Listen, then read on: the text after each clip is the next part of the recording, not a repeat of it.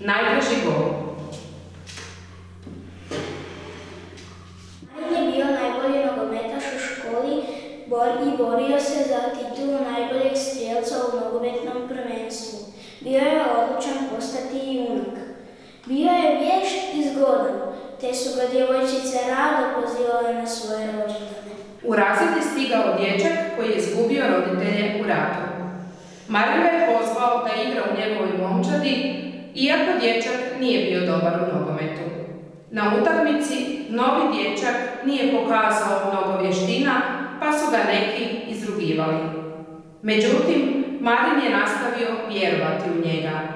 Pred kraj utakmice Marin je imao priliku zabiti gol, ali je odlučio dodati loptu dječaku koji nikada nije zabio gol. Dječak je zabio svoj prvi gol, a publika je počela gromoglasno navijati. Marin je bio presretan jer je pomogao novom prijatelju, a osjećao se ponosno kao da je učinio nešto veliko za svoju domovinu.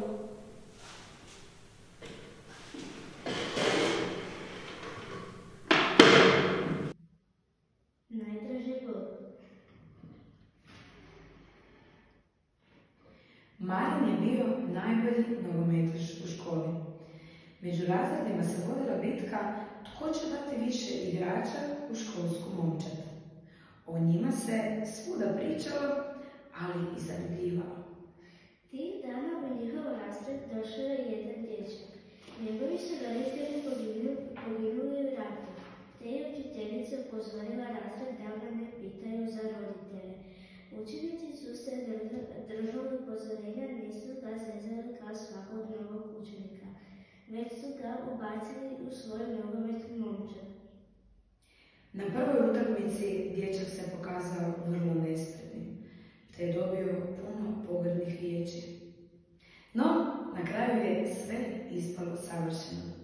Marin je s loptom u nogama zaobišao protivničkog vratara, ali umjesto da zabije gol, loptu je dodao dječaku koji je povikao da nikad u životu nije zabio gol.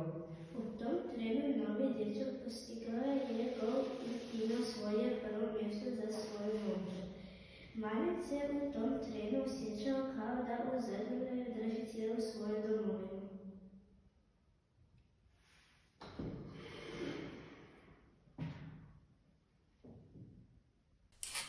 Najdraži gol.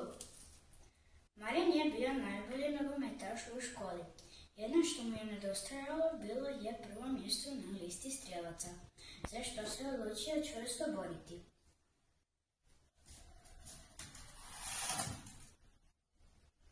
Tih dana u školu je stigao tužan dječak koji je izgubio svoju obitelj u ratu.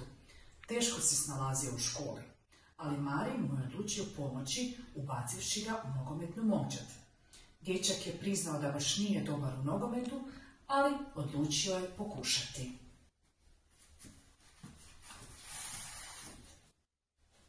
Sutradan na utakmici dječak je bio dosta nespretan, ali Marin nije odustajao. U posljednjoj akciji Marin je imao priliku da zabije gol i da postane najbolji strijelac. U tom trenu dotrčao je dječak i povikao: "Dodaj mi loptu, Marine!" Dječakove tužne oči sjajile su od sreće.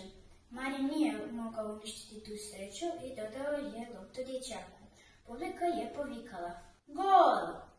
Marin, iako nije postao najbolji strijelac, osjećao se kao da drži cijelu svoju domovinu u zagrljaju.